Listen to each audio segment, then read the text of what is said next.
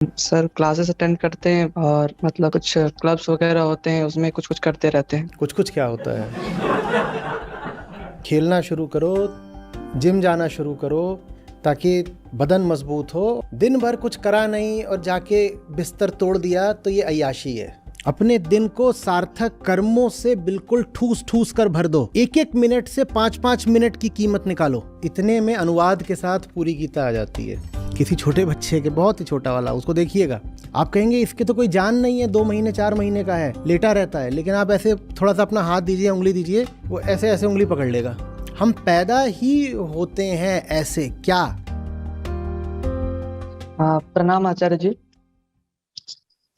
मेरा नाम हर्ष कुमार है, मैं सेकेंड ईयर का स्टूडेंट हूँ। और मेरा एक बहुत ही जेन्युइन प्रॉब्लम ये है कि मुझे नींद बहुत आती है और जब मैं सोता हूँ तो ओवर स्लीप कर जाता हूँ। तो इसके ऊपर मैं कैसे कंट्रोल करूँ? Hello sir.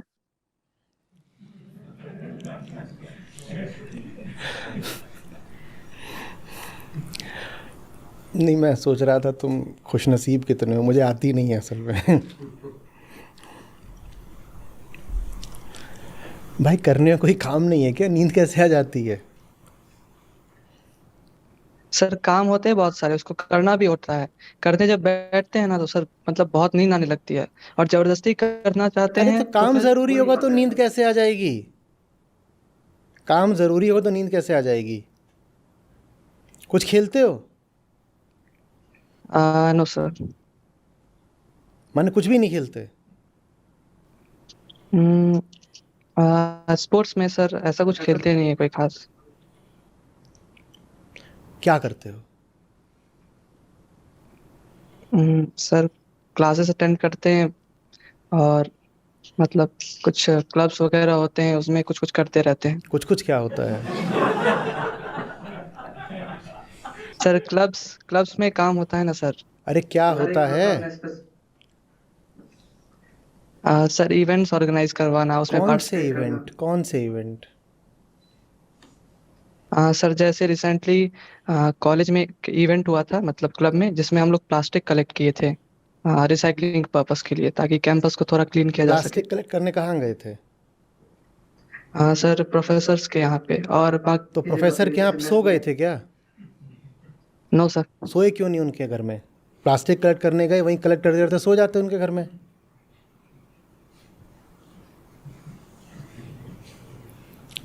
मजाक नहीं उड़ा रहा, किसी और इशारा कर रहा हूँ।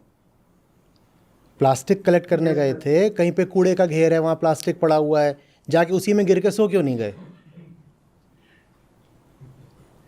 सर वो तो उसमें काम कर रहे थे। वही बात है, काम कर रहे हो तो नहीं आती नींद। कुछ है नहीं सार्थक उद्देश्य जीवन में, इसलिए इतनी नींद आती है। पहली बात तो खेलना कुछ शुरू करो। Okay sir. यही उम्र होती है जब खेलना सीख सकते हो कुछ। खेलना शुरू करो, जिम जाना शुरू करो, ताकि बदन मजबूत हो। और खेलना वगैरह भी, ये जो आपके स्लीप पैटर्न्स वगैरह होते हैं, इनको बहुत नियमित कर देता है। कभी ऐसा हुआ है कि कोई खेल रहा है क्रिकेट और आप बैटिंग पर हो और उधर बॉलर दौड़ता हुआ आ रहा है और आप सो गए? जब तक बॉल आई तब तक लेटे हुए थे। ऐसा नो हुआ? सर। या कि बैट्समैन बैटिंग कर रहा था, पीछे से डिस्टरबेंस आया तो मुड़ के देखा, क्या हुआ, देखा विकेट कीपर खर्राटे मार रहा है। ऐसा तो नहीं होता ना? No sir. तो जब करने को कुछ नहीं होता तो मन कहता है कि सो ही जाते हैं। अब सुनो, ज्ञान की बात बिल्कुल। नींद इनाम की तरह होनी चाहिए। दिन में जम करके सार्थक मेहनत करी है, इसका पुरस्कार होना चाहिए नींद। दिन भर कुछ करा नहीं और जाके बिस्तर तोड़ दिया तो ये अय्याशी है। कुछ भी नहीं कर रहे थे। क्या कर रहे थे? इधर उधर समय गंवाया और फिर जब कुछ करने को नहीं था तो बिस्तर पे पड़ गए। ये अय्याशी है। क्या चाहते हो, अय्याशी या इनाम? जब इनाम मिलता है तो उसमें गरिमा है और न्याय है। न्याय है ना, कुछ ऐसा करा जिसके लिए हमको सम्मानित किया गया है। नींद एक सम्मान की तरह मिली है। दिन ऐसा जिया कि नींद अब आपको एक सम्मान पत्र की तरह मिल रही है। आपकी प्रशस्ति में पलंग बिछाया गया है। कितना सुंदर लग रहा है कि जैसे कोई योद्धा जंग से लौट रहा हो और उसका स्वागत किया जा रहा हो दिखा के, आइए हमें पता है कि बहुत बहुत समय से आप लेटे भी नहीं हैं, आप लेट जाइए, आप सोइए। ऐसी होनी चाहिए नींद। और दूसरी नींद ऐसी होती है कि जैसे बिस्तर पे खटमल भी हमेशा मौजूद होता है, वो भी तो बिस्तर पे ही होता है हर समय, बेड बग्स। तो बेड बग वाली नींद चाहिए क्या? वो भी तो बिस्तर पे ही पड़ा होता है।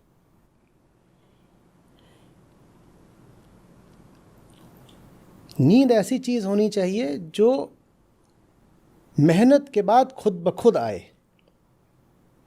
और अगर नींद नहीं आ रही तो इसका मतलब सीधा है, आज दिन में मक्कारी करी है।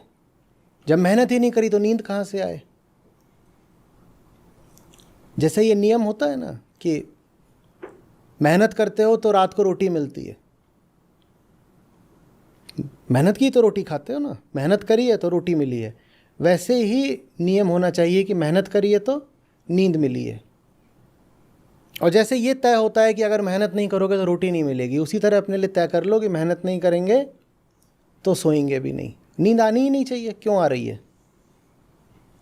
इसका मतलब काम पूरा नहीं किया है, तो और जम के काम करो। और काम माने यही नहीं कि पढ़ाई वाला काम, उसमें खेलने का काम भी आता है। जितने भी काम सही, सार्थक, सच्चे हैं, वो सारे काम आते हैं। वो सारे काम करो ना, फिर आएगी नींद। और फिर नहीं भी आती नींद तो कोई बात नहीं, कब तक बचेगी? क्योंकि मात्र मानसिक नहीं होती ना नींद, शारीरिक भी होती है। जब शरीर थक जाता है तो उसमें फिर कई तरीके के रसायन उत्सर्जित होते हैं, वो तुम्हें अपने आप सुला देंगे। मेहनत से जब थक जाओगे तो तुम चाहो न चाहो शरीर तुम्हें अपने आप सुला देगा। फिर ये हुई असली नींद।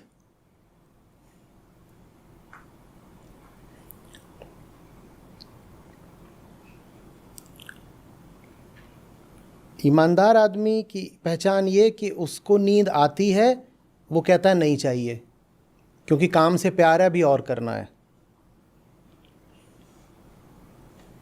ईमानदार आदमी की क्या पहचान है? उसे नींद खुद ब खुद आती है, बुलावा देने आती है, कहती है सो जाओ, थक गए हो। वो कहता है नहीं चाहिए, अभी आधा घंटा और काम करूंगा। और बेईमानी भरा जीवन कैसा होता है कि इतना ज्यादा सो लिए कि नींद समस्या बन जाती है। क्या समस्या है? बहुत सोते हैं। ये बस ये बताता है कि मामला या समस्या नींद से संबंधित है ही नहीं। समस्या नींद की नहीं, समस्या जागृति की है। जगा हुआ जीवन नहीं जी रहे हो। जो जगा हुआ जीवन जिएगा, नींद उसके लिए समस्या अब नहीं रह जानी।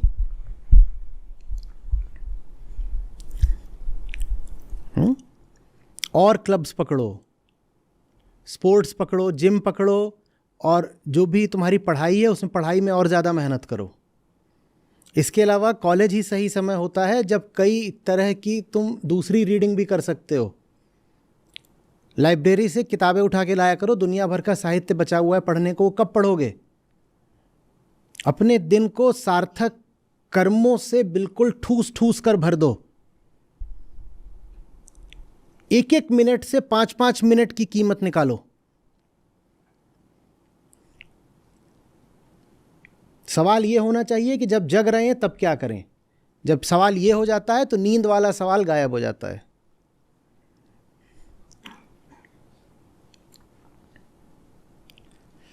ठीक है? Yes sir. Thank you sir. नमस्ते सर, मेरा नाम निवेदिता मंडल है। मैं एनआईटी जमशेदपुर की सेकेंड ईयर की स्टूडेंट हूँ। सर, आप लाखों लोगों को गीता पढ़ाते हैं और समझाते हैं। सर, मैंने तो गीता पढ़ा नहीं है, परंतु सर मेरा आपसे एक प्रश्न है कि सर क्या क्रोध को नियंत्रित करने को लेकर गीता में कुछ लिखा है? अच्छा, मैं अगर बोल दूं हाँ लिखा है और ना लिखा हो तो इतनी तो भारी भरकम या विस्तृत है भी नहीं ना गीता। गीता पता है कितनी छोटी सी है? ये जैसे इनकी जो डायरी है, लाओ दिखाओ, इतने में अनुवाद के साथ पूरी गीता आ जाती है, इतने में। आप तो एंट्रेंस वगैरह क्लियर करके एनआईटी पहुँचे होगे ना। तो इससे तो कहीं ज़्यादा भारी भरकम किताबें आप पढ़ पुढ़ा करके फिर वहाँ पहुँचे हो, और अभी आपके सिलेबस में भी पता नहीं क्या क्या होगा, ये मोटी मोटी किताबें। गीता तो 700 श्लोक हैं कुल। भारी भरकम किताब क्या होती है? उसके लिए महाभारत देखिए। महाभारत का 1% नहीं है गीता, लेकिन महाभारत हमें फिर भी पता होती है। कम से कम उसके जो मोटी मोटी बातें हैं वो तो सबको पता है। गीता, मेरी सलाह है कि कम से कम शुरुआत करिए एक बार स्वयं देखने से। उससे आप पर कुछ प्रभाव पड़ेगा। आप कुछ अनुमान लगाएंगे कि ये लिखा है। आप जो अनुमान लगाएंगे बिल्कुल हो सकता है कि सत्य से बहुत दूर का अनुमान हो, क्योंकि आप देखोगे श्लोक है, संस्कृत शायद आपको आती नहीं होगी, आप उसका अनुवाद हिंदी अंग्रेजी में पढ़ोगे, वो अनुवाद कई बार बहुत गहरे नहीं होते, कई बार तो विकृत भी होते हैं, लेकिन आपको कुछ उसमें से एक अनुमान लगेगा कि क्या है। और उसके बाद फिर आप गीता को पूरा ही पढ़ना शुरू करिए। सवाल आपने क्रोध पे पूछा है, ठीक है, मुझे पता है आप इंतज़ार कर रही होंगी कि मैं क्रोध पे कब बोलूँगा, लेकिन होता यही है ना, मैं बोल दूंगा गीता में ऐसा लिखा हुआ है और आपको लगेगा गीता पढ़ने की ज़रूरत क्या है। गीता आपने नहीं पढ़ी होगी, पर गीता के बारे में आपने खूब पढ़ रखा होगा। पढ़ा है कि नहीं? आप नहीं भी पढ़ना चाहें तो इधर उधर से लोग आकर के आपको कुछ भी बता देते हैं, गीता में ये लिखा है, गीता में वो लिखा है। अभी कहीं पे मैं देख रहा था, वहाँ वो बता रहे हैं कि गीता में लिखा है कि जिसने तुम्हारा दिल तोड़ा है उसको तुम इतनी बुरी तरह तोड़ दोगे किसी को तोड़ने लायक ना रहे। ये सचमुच चल रहा है। और उसमें कोई टीवी कलाकार है, उसकी शक्ल बना दी है और वो ऐसे खड़ा होकर के वो ऐसे देख रहा है। उसने शायद बोला भी होगा कहीं पर किसी टीवी सीरियल वगैरह में। अब लोगों को लगेगा गीता में सचमुच लिखा है कि जिसने तुम्हारा दिल तोड़ा उसको तुम तोड़ दो ताकि वो किसी को तोड़ने लायक ना रहे। वैसे ही मैं क्रोध पे कुछ बोल दूंगा, आपकी मजबूरी हो जाएगी मेरी बात मानना, तो मैं इसलिए बोल रहा हूँ आप किसी की बात पर यकीन मत करो, मेरी ही बात पर यकीन मत करो। हालांकि अभी मैं दूंगा आपके प्रश्न का उत्तर, लेकिन मैं कुछ भी बोलूं उससे बेहतर यह है कि स्वयं कृष्ण आपसे बात करें ना। अगर सुनी सुनाई बातों पर ही चलना होता तो वो अपने पीछे अपना संदेश क्यों छोड़ गए होते? उन्होंने इसीलिए दिया है ना क्योंकि वो आपसे एक निजी रिश्ता रखना चाहते हैं। आपका क्या नाम? सर, निवेदिता मंडल। अब उनको पता था निवेदिता होगी एक दिन, तो कृष्ण बोल रहे हैं भाई मुझे निवेदिता के लिए कोई बात छोड़नी है। निवेदिता आएगी, निवेदिता को संसार में पैदा होने पर तमाम तरह के भ्रमों का सामना करना पड़ेगा और कुछ बाहरी चीज़ें होंगी, और बहुत क्रोधी भी है शायद निवेदिता, भीतर से उसको गुस्सा आ जाता है। तो वो बोले कि ठीक है ये सब होता है सबके साथ, तो मैं निवेदिता के लिए अपने आप को छोड़े जाता हूँ। अब शरीर से नहीं छोड़ सकता तो मैं ग्रंथ में छोड़े जाता हूँ अपने आप को। तो ये तो आपके और कृष्ण के बीच का एक मधुर रिश्ता है, इसमें तो कायदे से मेरी ज़रूरत भी नहीं होनी चाहिए, नहीं होनी चाहिए ना। और जो उन्होंने आपके लिए बातें छोड़ी हैं वो कुछ ऐसा नहीं है कि किसी ने बस मात्र स्नेह में छोड़ दिया है, वो अपने आप में पूरा विज्ञान है, उसके पीछे पूरा एक गहरा दर्शन है। उस दर्शन को बोलते हैं वेदांत। गीता ऐसे ही किसी ने कुछ नहीं बोल दिया है कि मुझे कुछ लग रहा है तो मैं बोले दे रहा हूँ। जो वहाँ बात बोली गई है ना वो एक फिलॉसफी पर आधारित है, विज्ञान है पूरा। बहुत बात प्रमाण के साथ बोली गई है, अनुमान से नहीं, प्रमाण से। ठीक है, तो गीता पढ़नी है। अब मैं बता देता हूँ क्रोध को लेकर के, लेकिन उसे आप पढ़िएगा ज़रूर। और अगर समय हो तो गीता पर मैं बात कर ही रहा हूँ, उस बात से अगर किसी तरीके से जुड़ सकते हो तो आप ज़रूर जुड़िएगा। संस्था से आपने जिन भी लोगों से संपर्क करा है उनसे पूछिएगा, वो आपको बता देंगे। नहीं भी अगर संस्था से पूछना है तो आप गूगल कर लीजिएगा, वहाँ ही पता चल जाएगा। क्रोध आता है कामनाओं के पूर्ण न होने से, ये कहती है गीता। कामना के पूर्ण न होने से जो मन की स्थिति होती है उसको बोलते हैं क्रोध। और कामना आती है अहंकार की अस्तित्वगत अपूर्णता से। तो जहां अहंकार है वहां क्रोध को आना पड़ेगा। और आगे भी कृष्ण कहते हैं कि जब क्रोध आ जाता है तो बुद्धि चली जाती है बिल्कुल घास चरने। तो आदमी और 100 तरह के ऐसे काम करता है जो फिर उसके अज्ञान को और बढ़ाते ही हैं। क्रोध आया कामना से, कामना आई अपूर्णता से, अपूर्णता आई अज्ञान से। ठीक है, क्रोध के पीछे कामना, कामना के पीछे अपूर्णता, अपूर्णता के पीछे अज्ञान। ये गीता का दर्शन है क्रोध को लेकर। अहम जो होता है ना, अहम माने मैं, हम पैदा होते हैं ना, हमें लगातार ये भावना रहती है कि हम आधे अधूरे हैं। छोटा बच्चा देखा हाथ कैसे फेंकता है इधर उधर कुछ भी पकड़ने के लिए, वो करवट भी नहीं बदल सकता, इतना छोटा होता है कई बार, लेकिन वो क्या कर रहा होता है, हाथ पांव चला रहा होता है। और आप देखिएगा उसके कुछ भी अभी ताकत नहीं है शरीर में, लेकिन ऐसे ना उसको आप ऐसे उंगली दीजिएगा अपनी, ऐसे बस ऐसे दिखाइएगा, और बहुत ज़ोर से आपकी उंगली पकड़ लेता है कई बार। किसी छोटे बच्चे के, बहुत ही छोटा वाला, उसको देखिएगा, आप कहेंगे इसके तो कोई जान नहीं है, 2 महीने 4 महीने का है, लेटा रहता है, लेकिन आप ऐसे थोड़ा सा अपना हाथ दीजिए, उंगली दीजिए, वो ऐसे ऐसे उंगली पकड़ लेगा। हम पैदा ही होते हैं ऐसे, क्या पकड़ते हुए, जकड़ते हुए। क्यों? क्योंकि हम हैं भीतर से अपूर्ण। और जो अपूर्ण है उसकी मजबूरी हो जाती है क्या? कामना। और जहां कामना है, कामना के पीछे भागोगे, कामनाएं पूरी तो हो नहीं सकती, तो फिर क्रोध आएगा। इसीलिए अपूर्णता के पीछे कहा गया है अज्ञान।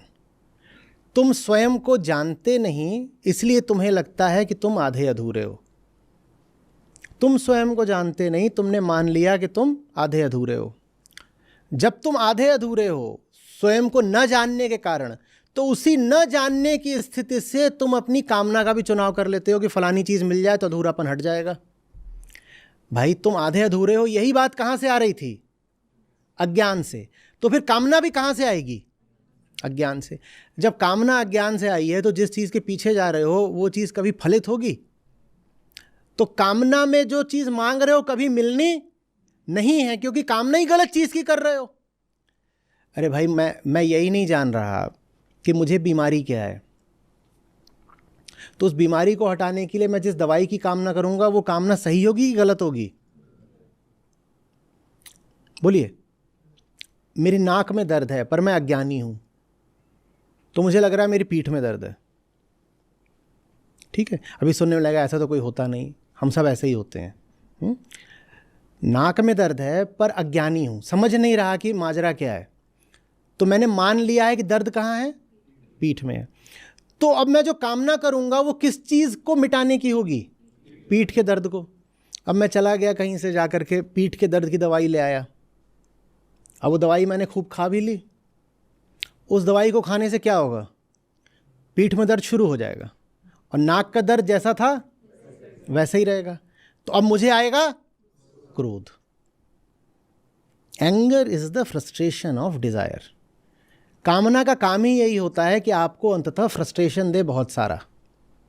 फ्रस्ट्रेटेड आदमी का देखा कैसा हो जाता है मुंह? बहुत सारा मांगने के लिए निकले थे और चेहरे पर एकदम लालच टपक रहा था कि आज तो कामना पूर्ति हो ही जाएगी, और फिर कामना पूर्ति हुई नहीं तो मुंह कैसा हो जाता है? हाँ, उसको कहते हैं एंगर। और उसी एंगर का जो दूसरा पक्ष, पहलू होता है, उसको कहते हैं अवसाद। कई बार जब कामना पूरी नहीं होती और आप में जान बची है तो क्रोध आता है, और कामना जब 100 बार पूरी नहीं होती और जान बचती नहीं है आप गुस्सा भी करने की, तो फिर आप अवसाद में चले जाते हैं। अवसाद माने गहन निराशा। तो उसी क्रोध का जो दूसरा पक्ष होता है वो होती है गहरी निराशा, कि कुछ होता तो है नहीं, 100 बार आजमा लिया, कुछ होता तो है नहीं, तो फिर आ जाता है अवसाद। मैंने कामना पूरी नहीं हुई और रजोगुणी आदमी है तो क्रोधित हो जाएगा, और तमोगुणी है तो सो जाएगा। सो जाएगा क्या बोल के, कुछ होना हवाना है नहीं, मैं आगे भी कुछ नहीं करूँगा। सबसे बढ़िया कामना यही है कि खाओ पियो सो जाओ, कुछ नहीं करना, जहाँ हो पड़े रहो। इन दोनों में ही साझी बात क्या है, दोनों जानते ही नहीं कि कामना कौन सी करनी है। और युवाओं के लिए कितनी खतरनाक बात है कि वो अपने जीवन में लक्ष्य बनाएं और प्रयत्न करें, इस दिशा में बढ़ें, कभी नौकरी चुनें, कभी साथी चुनें, कभी व्यवसाय चुन रहे हो, कभी ज़िंदगी की दिशा चुन रहे हो, और ये जान भी नहीं रहे कि किस दिशा जाना चाहिए, बस अंधी दिशाओं में बढ़े जा रहे हो, दौड़ रहे हो, ठोकरें खा रहे हो, गिर रहे हो। ये कितनी खतरनाक बात है ना। तो इसीलिए अगर क्रोध आता है तो कामना को देखो। जब कामना को देखो तो कामना के मूल का पता चलेगा। कामना के मूल का पता चलने को ही ज्ञान कहते हैं। ज्ञान का अर्थ है आत्मज्ञान। आत्मज्ञान के बिना, सेल्फ नॉलेज के बिना अपने गोल्स, टारगेट्स कभी भी नहीं बनाना, एकदम नहीं बनाना। ये नहीं कि सब लोग जा रहे हैं करियर उस तरफ को बनाने के लिए तो हमने भी बना लिया। कहीं पर आजकल सब लोग ज़मीन खरीद रहे हैं, घर खरीद रहे हैं तो हमने भी खरीद लिया। सब फलाना कोर्स करते तो हमने भी कर लिया। सब एक तरह कपड़े पहन रहे तो हमने भी पहन लिए। ऐसे नहीं करते। कामना हमेशा कहाँ से आनी चाहिए? ज्ञान से। और जब ज्ञान से कामना आती है तो उस कामना के लिए एक विशेष नाम होता है, उसको बोलते हैं निष्कामना। वो भी एक तरह की कामना ही है, पर कामना का केंद्र बदल गया। जब अज्ञान से कामना आती है तो उसको कहते हैं कामना, और जब ज्ञान से कामना आती है तो उसको कहते हैं निष्कामना। वो भी कामना ही होती है। और इतना आप समझिएगा कि जितना जोर निष्कामना में होता है ना, कामना में कभी होता ही नहीं होता ना। कामना की ताकत कभी निष्कामना की ताकत का मुकाबला नहीं कर सकती। कामी की हार पक्की है जिस दिन निष्कामी के पल्ले पड़ गया। कामी और निष्कामी में युद्ध हो रहा है, निष्कामी निश्चित रूप से जीतेगा। इसीलिए तो कृष्ण अर्जुन को निष्काम सिखा रहे हैं। वो वास्तव में सुनिश्चित कर रहे हैं कि युद्ध में अर्जुन ही जीते। जो निष्काम हो गया है उसको आप हरा नहीं सकते। अब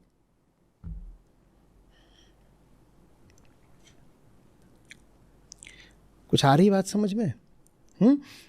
छोटी मोटी कामना जब असफल रह जाती है तो क्रोध आता है। निष्कामना में क्रोध आ ही नहीं सकता, क्योंकि ऐसा कुछ मांगा ही नहीं जिसमें न मिलने की भी संभावना हो। क्रोध तो तब आएगा ना जब ये मांगा था, ये रहा चश्मा, ये मांगा, ये मिला नहीं तो गुस्सा आ गया। ठीक है। और जब कर्म ऐसे करा जाता है कि कर्म को करने में ही आनंद है, कर्म के फल में आनंद नहीं है, तो बताओ गुस्सा कैसे आ सकता है? क्योंकि आपकी हार तो हुई ही नहीं।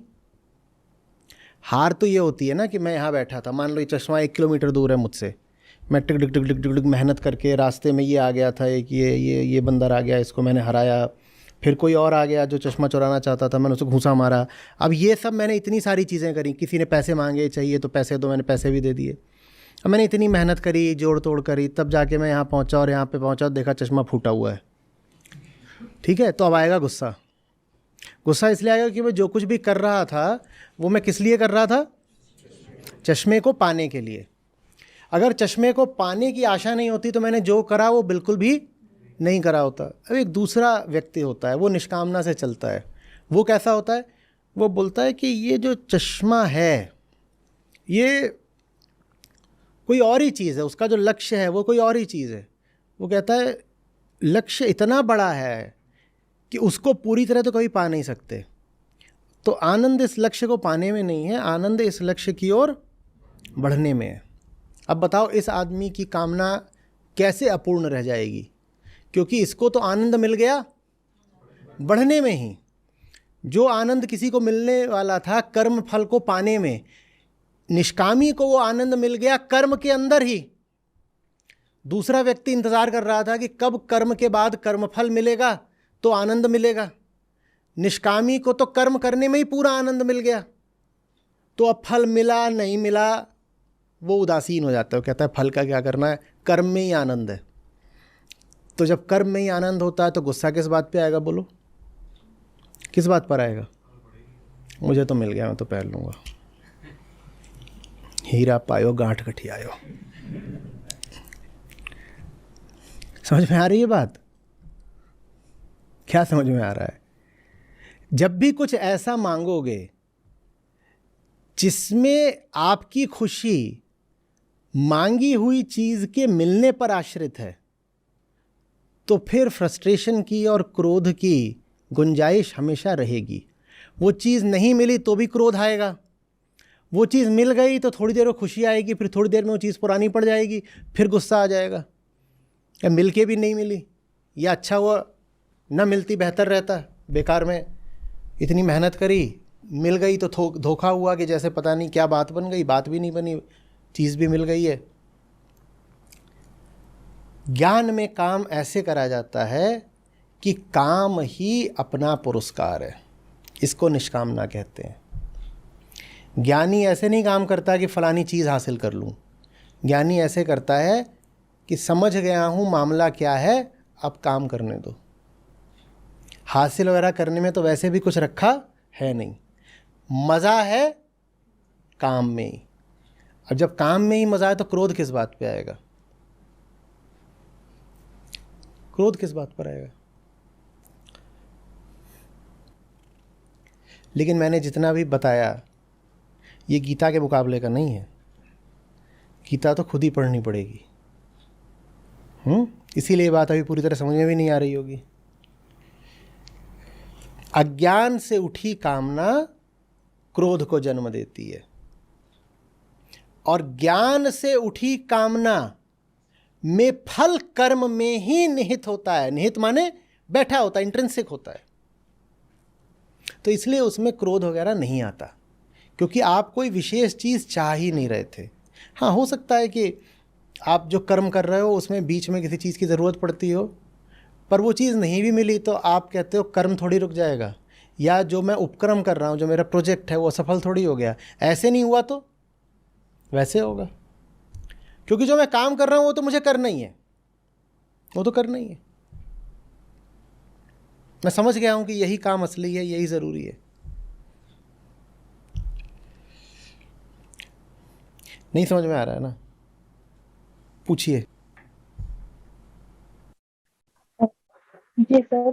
सर, तो अगर हम पहले ही ये डिसाइड कर ले कि हम किसी चीज को अचीव नहीं कर सकते, तो सर हमें अपना पोटेंशियल कैसे पता चलेगा? ये कौन कह रहा है कि ये डिसाइड कर लो कि कोई चीज़ अचीव नहीं कर सकते? पहले ये देखो कि तुम्हें क्या अचीव करने की ज़रूरत है, तुम्हें सचमुच क्या चाहिए। जी सर। तुम्हें सचमुच क्या चाहिए ये देखो। ये सुनने में ही देखो कितना अजीब सा लग रहा है कि हम किसी चीज़ को अचीव करना चाहते हैं। वो आदमी कैसा होगा जो रेस्टोरेंट में घुसे और उससे पूछा जाए क्या ऑर्डर है, बोले मैं किसी चीज़ को खाना चाहता हूँ। ये किसी चीज़ क्या होता है? एक आदमी वो फार्मेसी पे गया, वो पूछे क्या दवाई दूँ, वो बोले मुझे किसी चीज़ की दवाई दे दो। ये आदमी कैसा लगेगा? पगला। हम सब ऐसे ही तो हैं, हम कोई चीज़ अचीव करना चाहते हैं। गीता कहती है पहले जानो तो सही कि दुनिया में पाने लायक है क्या, और अगर तुम्हें ये जानना है कि दुनिया में पाने लायक क्या है तो तुम्हें ये जानना पड़ेगा कि तुम्हें क्या पाने की ज़रूरत है, तुम्हारी अतृप्ति का मूल कारण क्या है, कौन सी चीज़ें तुम्हें मिल जाए तो बिल्कुल बाग बाग बल्ले बल्ले हो जाओगे। वो पाना बेहतर रहेगा कि नहीं? अगर ज़िंदगी इसलिए भी है कि पाओ, मान लो, तो हम वो पाने निकले ना जिसको पा करके एकदम आनंद ही आ जाए, या ऐसी चीज़ें पाएं कि जैसे कोई लाभ ही नहीं जिन चीज़ों से। आपको कोई बता दे कि ज़िंदगी का उद्देश्य है आसमान पे चढ़ जाना और इसके लिए सीढ़ी पकड़ो जा करके, और जहाँ पे सबसे महंगी सीढ़ी मिलती है वो लेकर के आओ, और आप दौड़ लगा रहे हो सीढ़ी खरीदने की, सारी अपनी पूंजी सीढ़ी पर लुटा दी। इसमें कुछ रखा है? ये पहले पता तो होना चाहिए ना कि ऊपर चढ़ना भी है या नहीं। मछली को सीढ़ी से ऊपर चढ़ा दिया आसमान में, अब क्या होगा मछली का? मछली को चाहिए थी गहराई, और उसको ले जा करके 100वीं मंजिल पे आसमान में टांग दिया है, अब क्या होगा उसका? आपको क्या चाहिए पहले ये तो पता करो ना।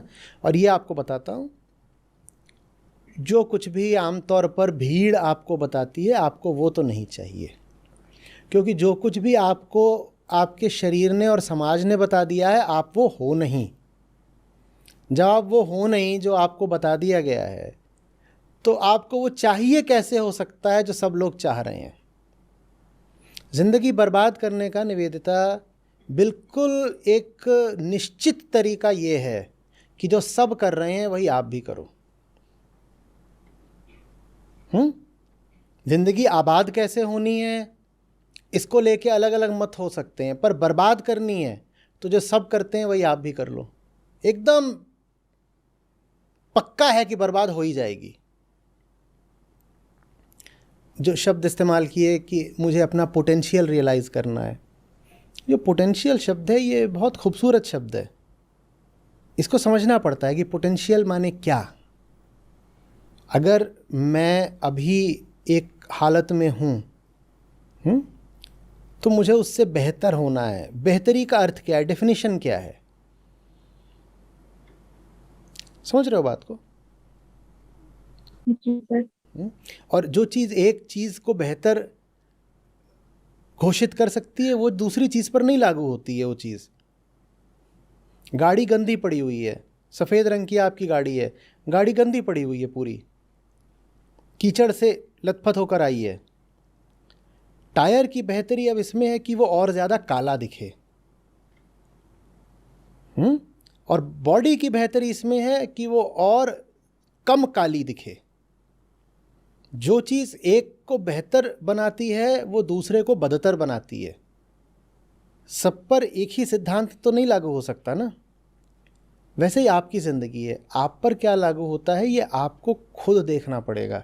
यही आत्मज्ञान है। मैं कौन हूँ, मुझे कौन सी चीज़ बेहतर बनाती है।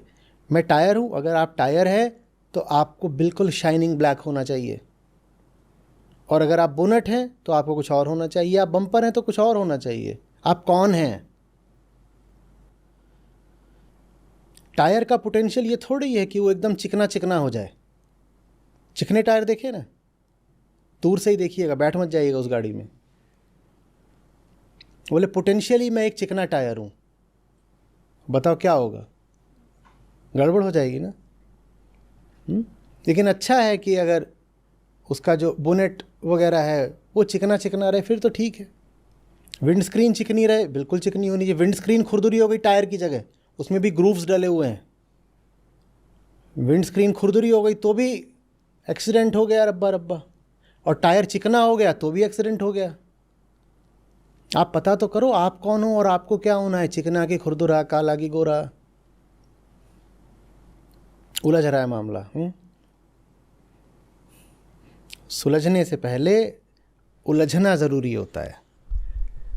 सुलझाव हो सके इसके लिए पहले पता तो करना पड़ेगा ना कि बहुत उलझे हुए हैं। कुछ नहीं स्पष्ट हुआ होगा, सारी बात बेकार गई। 20 मिनट गीता पढ़नी पड़ेगी। नहीं सर, स्पष्ट हो गया सर।